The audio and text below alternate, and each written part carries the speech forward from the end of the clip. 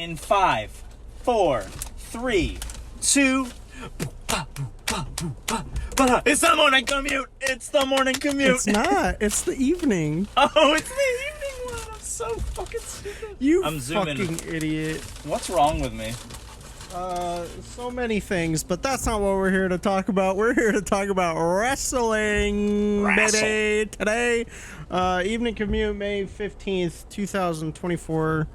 Great day. Great day.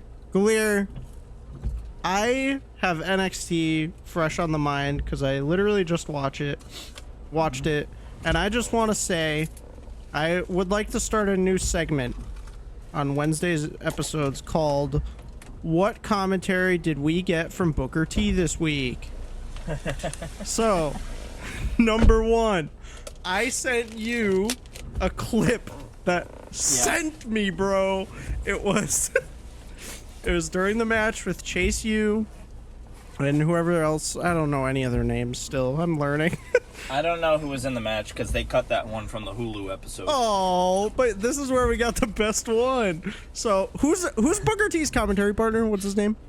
Vic Joseph. So we got Vic Joseph and Booker T, and Booker T just starts going. And he's like, this guy's a little rat. He's a little rat. And Vic Joseph goes, and what does he look like? A rat. And what do we say about rats?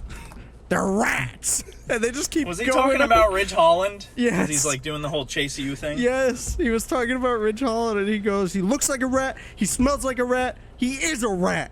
And it was so good. And then, in another match, I believe it was the main event, we got Booker T saying, "Shucky ducky quack quack."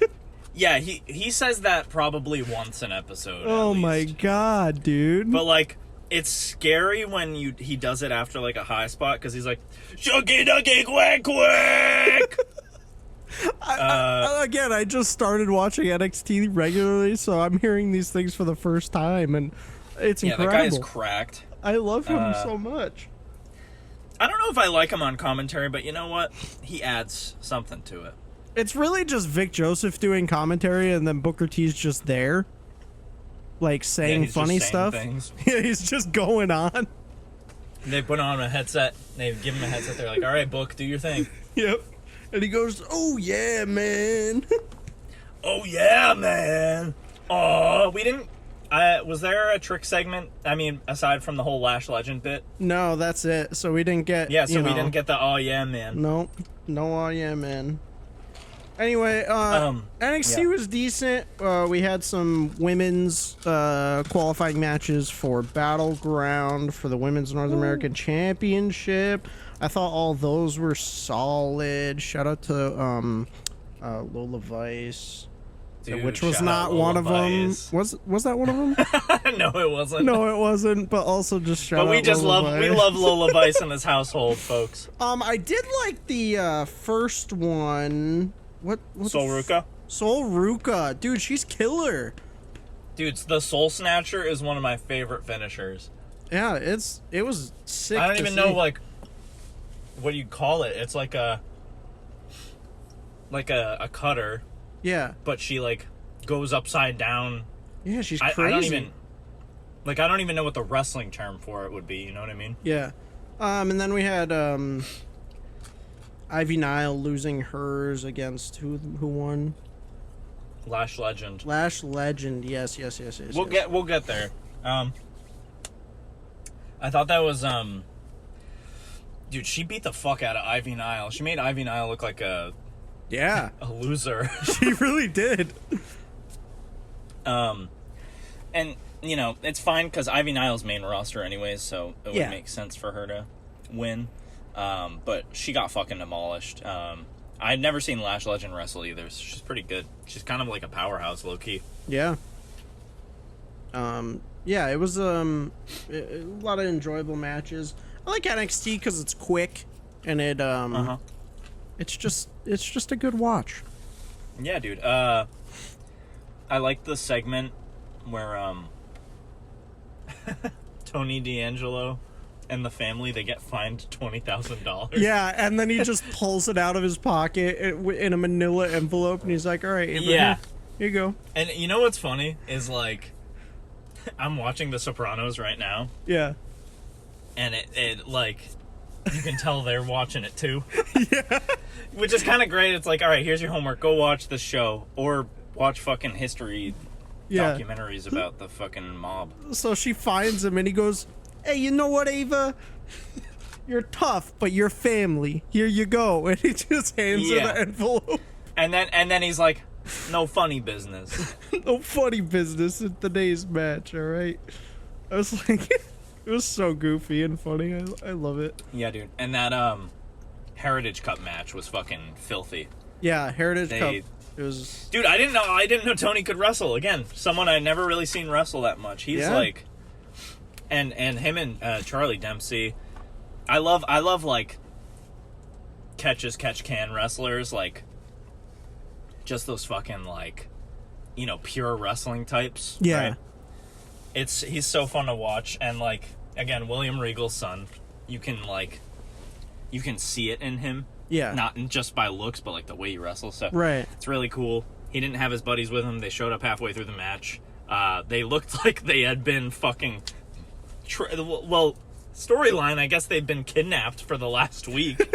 So their clothes were all tattered and, like, they're bloody, and they look like they've just been, like, locked up in a basement.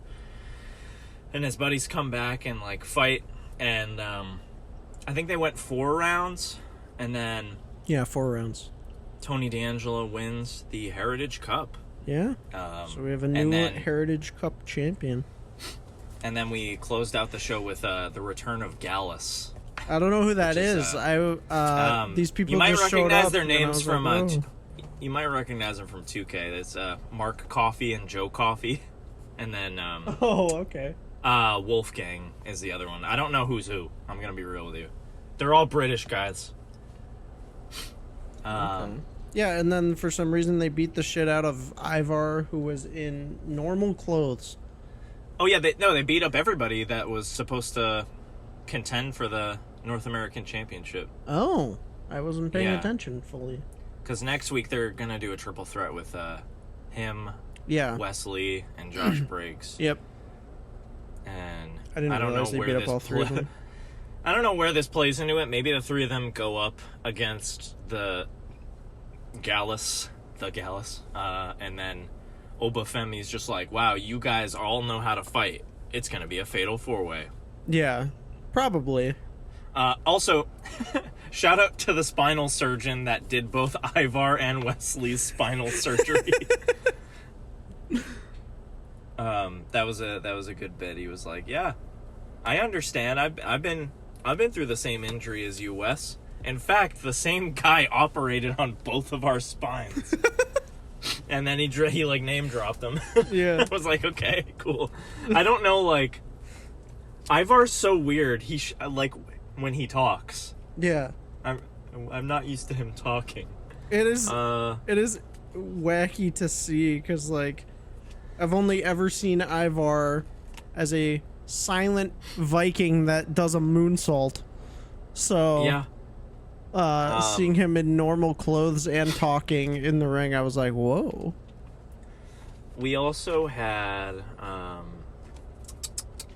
fucking Javon Evans versus Oro Mensah, who was replacing Noam Dar, the bouncy boy Javon. Got the dub off of a distraction from Trick. Yep. And that was pretty cool. But again, I don't know what the history is with him and Lash Legend. Ooh. I'm sure it's going to play a part later on. And then I feel like that was... oh, yeah, we also had that tag match. OTM with Enofe and Blade. Yep. And I feel like the women on the sidelines really stole that one. Yeah, it kept... Because they're supposed to have their match next week, right? Yeah. And they, so they came out fighting, and then they cut to commercial, and then they came back from commercial, and they were fine, and then they started fighting again, like, immediately after. I loved that. It was so good. I I don't want to say that. I go back on when I say about them stealing the show, but it was definitely like a high point in the match, and people just wanted to see them beat the fuck out of each other. Let them fight. Let them fight. It was Brynlee Reese and Jada Parker. I gotta say, NXT got some crazy ass names. Yeah, they name their superstars what like celebrities would name their kids. Yeah, they're hard to remember. There's like Brynlee Reese, Tatum Paxley, Fallon Henley. Who's coming up with this shit? I don't hate it. I don't hate it by any means. I'm just like this. It's hard to remember. Yeah. But we'll get to a point. It was a good episode though. I gotta say. Yeah, it was solid. So my top notes are, new Heritage Cup champ, and of course, I think that eventual Fatal 4-Way is going to go stupid. The ladder match is going to be sick. Yeah, that's all I got for NXT. Hell yeah, brother. Which brings us to Monday Night Raw. Woo! Monday Night Raw, dog. Woo! So, we've got, more qualifying matches happened and all that. And we have some, I wrote down a few silly, goofy things that happened. So, Dominic Mysterio's mustache. Since you pointed it out, it seems to be standing more out to me now. What's going on?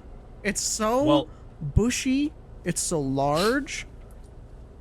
And I think it's real. I thought it was fake, but I think it's real.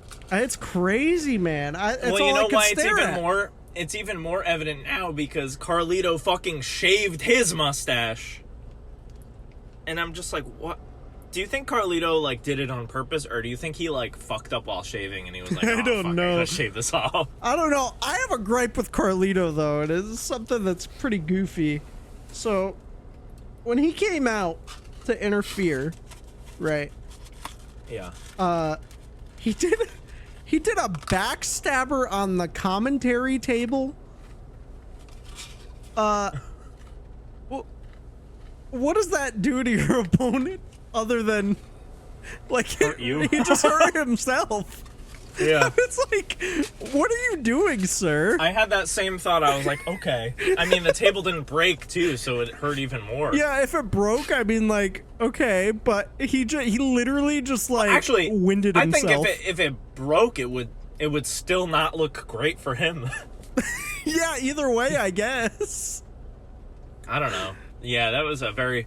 I mean, I guess it worked, though, right? Kinda? Yeah, but then he rolled... you can tell he got fucked up because he, rolls off the table. He's like, oh, God. I'm like, well, yeah, why'd you do that, dumbass? Yeah, he fucking regretted it. Did Judgment Day win that match? It's been a couple days. Yes. So, I loved the whole tag match. It was great. But here's what I have to say about it. I think that I don't need to have Judgment Day continue to compete for titles. Yeah. I think a lot about AOP and the Final Testament, who, I'm not really sold on them being anything special. Unfortunately, Karrion Kross for the last 4 years has just kind of not done anything for anyone. And so they made this faction, and it's still kind of just whatever. Yeah, it's just kind of there. I think it would have done them some good to give AOP a title shot, and have Awesome Truth, obviously retain, and even New Catch Republic, any of the other teams really. Obviously they're still trying to involve Judgment Day in the product, but I don't think they need to compete for titles again. Yeah, I don't think so. I think their tag reign that they had was it was good. Yeah, have them do something else. Give a shot to somebody else. You know. I agree. But it was a good match. I like Finn and JD. Yeah. The Irish duo. If Judgment Day breaks up, Finn and JD should honestly just do something together. Yeah, they're both really up there. I feel like they had a match in NXT. But I don't think they did. They were both in NXT around the same time. I don't know. But anyways. They could call it the Bobble Balor, because he's a Bobble bobblehead. Prince. Bobble Prince. Prince. Bobble Prince Prince. Bobble. Prince Bobble. I like that. Prince Bobble. That's a good one. We had Bianca. No. Hold on. Wrong show. No, we had Becky Lynch backstage. Well, Liv Morgan was back there, right, talking to Lyra Valkyria, and then we got a goofy punch from Becky Lynch to Liv Morgan. she just kind of like quickly jabbed, but it almost like wasn't a fist. And then Liv Morgan like fell over, and I was like, it was the quickest punch I've ever seen in my life. And I was like, Becky the Flash. And she like stiff armed her too. Yeah, she's the Flash. She like stiff armed her and then just very quickly went back. And I was like, that looked goofy. But yeah, so Liv and Becky are heating up. It's gonna be a good match, solid match. Liv's starting to act more like a heel, which I love. Yeah, and yeah, she's like not gonna win. Like you mentioned a couple episodes ago, like she kind of got shafted when she she cashed in, became SmackDown Women's Champion, but then it was just kind of back and forth with Ronda Rousey, so it didn't feel like a good reign. Exactly. Yeah, I don't think she's gonna win either, but I think it'll put her over a little bit. Yeah, it's gonna be a good one. Oh, I said this at the beginning. Dominic Mysterio's ass keeps getting caught in 8K.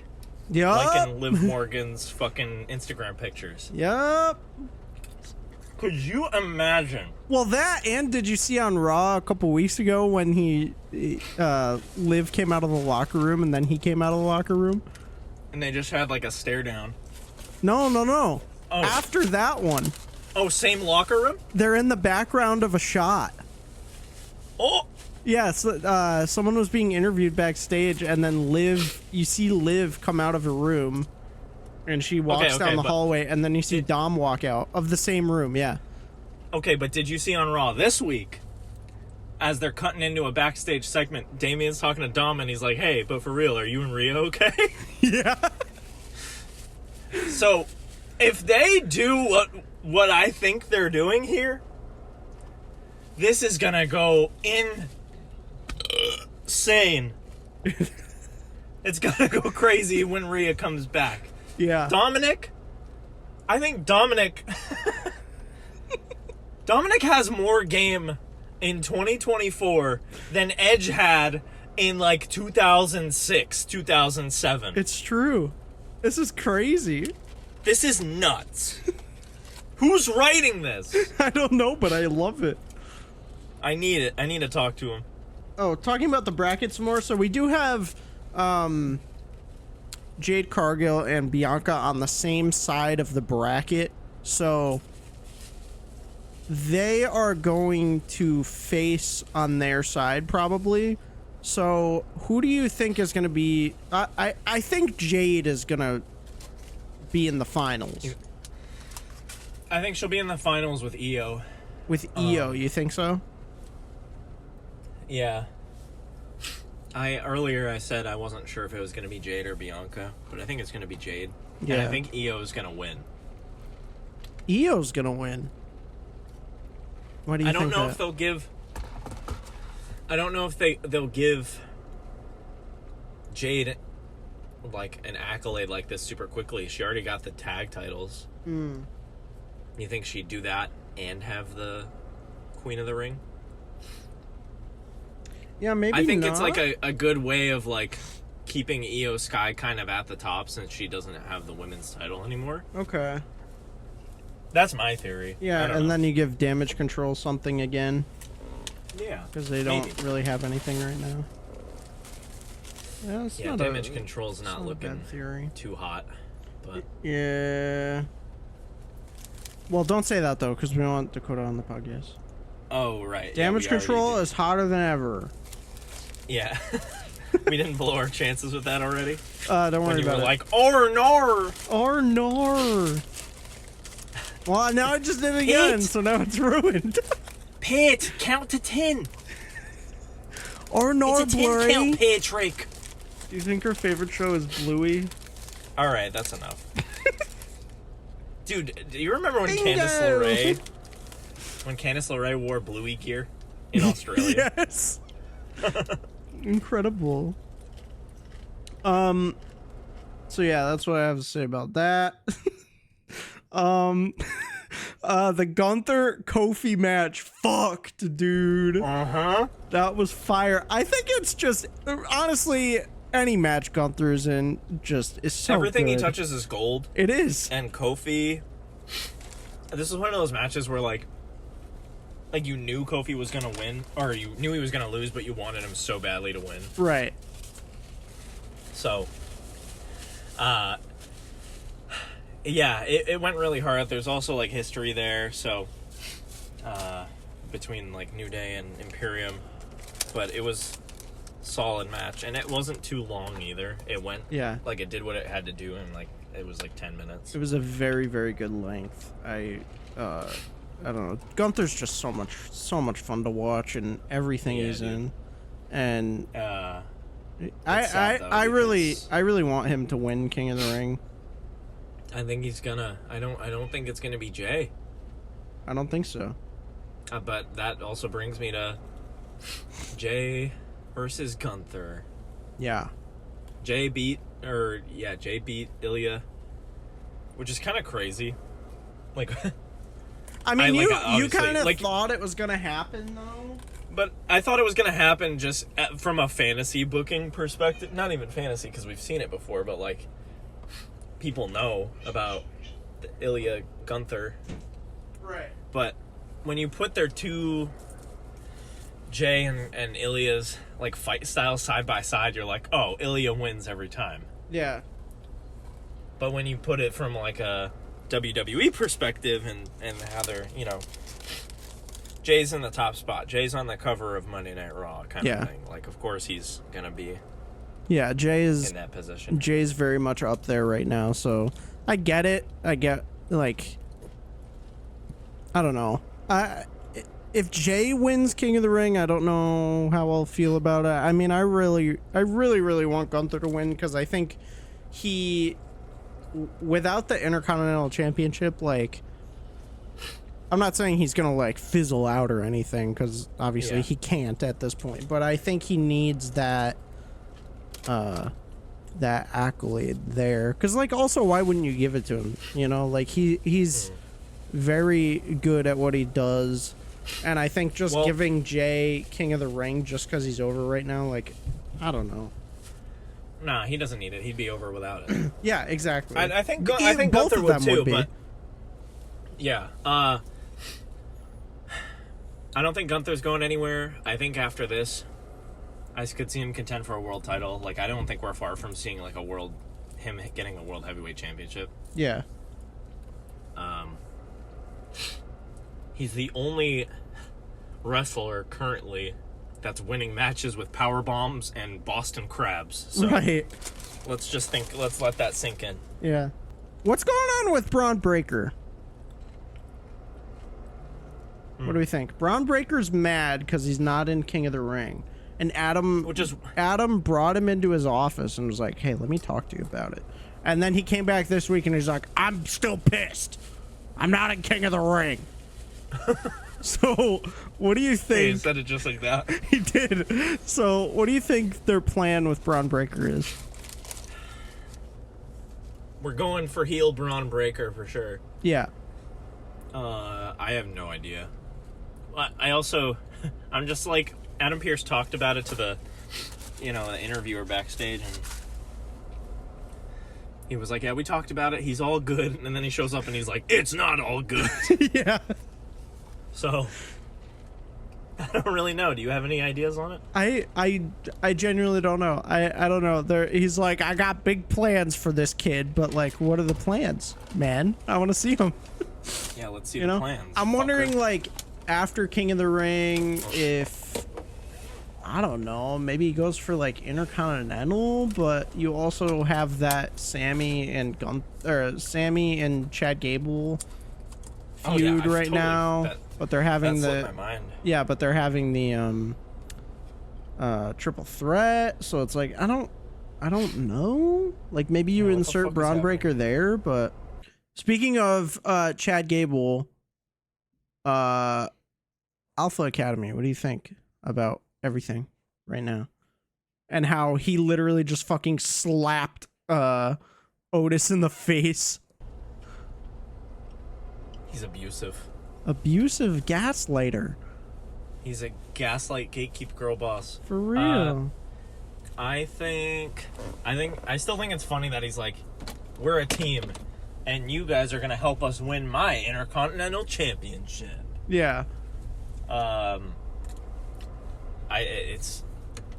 I like heel Gable, but if I had booked things my way, I would have had Gable be in the pole position to win at WrestleMania. Mm-hmm. I was mad about Sammy being in it at first, but like I'm not mad anymore because that match was so good. Yeah. I don't know if this was the plan all along, but I could imagine this new heel push ends with Chad getting a W, perhaps at this show, at this upcoming, it's at the pay-per-view, yeah? Yeah. I don't know if he's like established enough as a heel to win it, but like if there were a match to win it in, I think it might be this one, just for the sole fact that it's a triple threat and he can like get away with some shady shit. Yeah, we still have one more week too, so yeah, who's to say what'll happen? And then I don't know why is Bronson Reed in there? He was just like, I'm big. That's it. I'm big. I want Intercontinental. I got brought up from NXT a while ago, and now I want it. I want Intercontinental. I didn't get to wrestle in Perth. Yeah, so pretty much. I want the Intercontinental Championship. Yep. I don't hate Australian people. I just like impersonating them, I promise. Because right now, I know like Dakota's technically Kiwi and she's from New Zealand, but like I know right now it's looking like we don't like Australians. No, we do. That's why I love Australians. I'm serious. I'm like not even projecting right now. I love Australian. They're my favorite accent to do. They're my favorite. I've got Australian friends, so. We'll see where that one ends up. Damian Priest accepting or throwing out a challenge to Drew McIntyre. Yeah, what do you think about that? CM Punk's gonna show up and ruin it for him. Oh, come on. We thought he was gonna be showing up sooner. Well, he might be ready again by Clash at the Castle. Yeah, sounds like. Maybe he shows up at King and Queen of the Ring, right? Ruins their match, and then Clash at the Castle. Whatever happens, he's 100% ruining their match. That's all I know. Yeah. Or, do you think Damian loses this early? Or no? No. I don't think so. No, right. That would I think that would be fucked up. So he's going to ruin their match. It's going to go downhill. And Drew's going to be like, bah! And he's going to lose his shit. And then he's going to challenge the CM Punk Clash at the Castle. He's going to come out with his sword. And he's going to kill CM Punk in the ring. But then CM Punk comes back from the dead. All right. And then, so we're in TNA. We're doing some fantasy style shit. Yeah, and then they have a SummerSlam match, and CM Punk wins. And it's a casket match, and then Drew McIntyre dies. Yeah, forever. I could entertain the idea. I want Damian to hold on to the title, but I could entertain the idea of like Punk trying to fuck with him. And then he ends up just winning the championship, but Drew just becomes a transitional champion for Punk. Yeah, that could happen. Maybe not like necessarily like or like not specifically like in that way, but like maybe. I don't know. They certainly could pass around the title more, maybe, but then, that would just fucking suck for Damian. That would suck for Damian. That would also suck for that championship, because you know how long it took to like make that championship kind of mean something when Seth Rollins had it? Like, because when he first won it, I was just like, oh, this is just like a means to an end, like to split up the brands and the championships. And so like it didn't really mean anything to me at first, but then Seth fucking fought for like 8 months with it or something. I don't even remember when they debuted it, but it got to a point where it felt important enough to where Seth like put his fucking body on the line just to like fight every week. Yeah, and he had it for what, well over a year, right? Was it over a year? I don't even remember when it got. He got it at Night of Champions, so I don't even know when that was. Night of Champions in Saudi. Yeah, we got Dynamite coming up. Title Eliminator matches. Why are there so many of them? I don't know. Like, there is no better way to make a championship not feel important. And I only say that because we have a title match that showed up out of nowhere, and then 2 title eliminator matches tonight. Jesus Christ. We got Swerve and Brian Cage, World Championship Eliminator, which we could have that match without it. We know Double or Nothing's coming up. We know he's going up against Christian. Yeah. Why is he in a title? Why can't he just go one-on-one regularly with Brian Cage? Why does it have to be a title eliminator? Right. They're just doing it to do it. They're doing it to do it, and then they're also doing it with the tag belts. They're doing Matt and Nick Jackson versus Christopher Daniels and Matt Sydal. And that came out of nowhere too, and it's also an eliminator match. And then they're also doing Okada versus Dax Harwood for the Continental Championship, which is just on Dynamite. Yeah. What the hell? Which is just like last week, like after the show, there was a little segment and Jack Perry cut a promo. Okada looked in the camera and he just says, "I want you, Dax Harwood," and then he walked off. Didn't say for the championship, but now it's for the championship apparently. Yeah. Which is like cool, like, oh, it's for a championship, but I feel like AEW has this problem where they do that so much that like it doesn't mean anything. Like, we know respectfully, like, we know who's gonna win, and that's obviously it's usually the case in pro wrestling, but like when you do it this much, it's like even more predictable. Yeah, it just feels so random, like so randomly thrown in there, and like and it's not like you can make the argument that Tony Khan like made Okada put it on the line because they've been bad boys, because the whole story is that they put Tony on the shelf and he hasn't been at Dynamite, and right, they've been running the shows. So it's not even like you can argue that Tony Khan's so enraged that he's going to try to get them to lose their title. Yeah, it's just I don't know, man. Very wacky. I want to give Swerve the benefit of the doubt, but he's just not getting booked in the way that he should. Yeah. And certainly a title eliminator match against Brian Cage isn't gonna do much for him. Right. Dude, Swerve's been getting his ass beat every week. What's like, and also Brian Cage isn't gonna win an eliminator match and then challenge him for the championship a week before, not even like 5 days before Double or Nothing. Right, that would be even more predictable because you're already advertising Swerve versus Christian, which is a banger match. So it's like, what's the point? I'm curious to see, like, during that match, if they still advertise Swerve versus Christian, or if they advertise, oh, whoever wins this match versus Christian. Yeah. You know? Yeah. So, I'm like a little annoyed at that, even though it's like not that big of a deal, but it kind of is when they do it so much. Yeah, I mean, you're not wrong, though. It just, the booking feels very random, and it shouldn't, I don't know. They should just let the stories play out as opposed to eliminator match, eliminator match, eliminator match. So. And I was saying too, I was like, we do those on GCW. Every show there's a title match, but also GCW is not a real show, and it also happens like every 4 months at this point. So when you're on a weekly TV show and you're doing eliminator matches like every other week, it's like, okay, something's got to give. Yeah, right.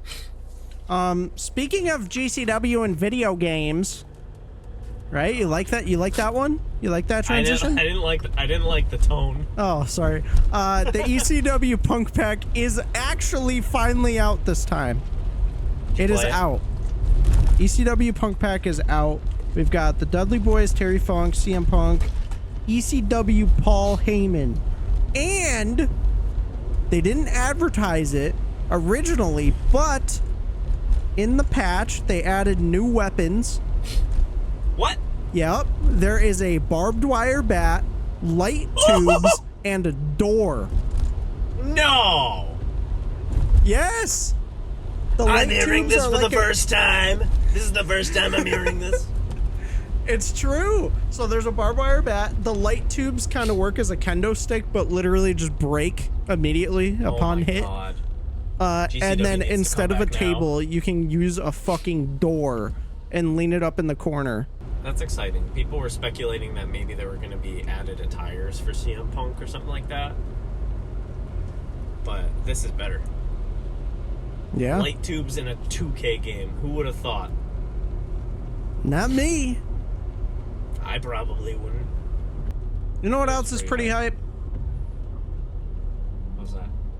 You getting home at the end of your commute. It's true. We appreciate all the support you've shown on our 2-week stint as a podcast. Please go be sure to follow us on all your favorite social media platforms. Dropkick the Commute. If you're a wrestler and you want to be on the podcast, be sure to send us an email at thedropkickcommute@gmail.com. Don't know when we're going to change it. Hopefully soon. Who knows? You have been nothing but supportive, and thank you for engaging with our content and being our friend. And all we could hope for this podcast is to grow it into the multi-billion-dollar corporation that it is destined to become. So thanks, Mufussy, for joining me on the wrestling Commute. And be sure to drop kick your mom. Drop kick that your dun dun dun. day. Hey, drop kick that dun dun dun.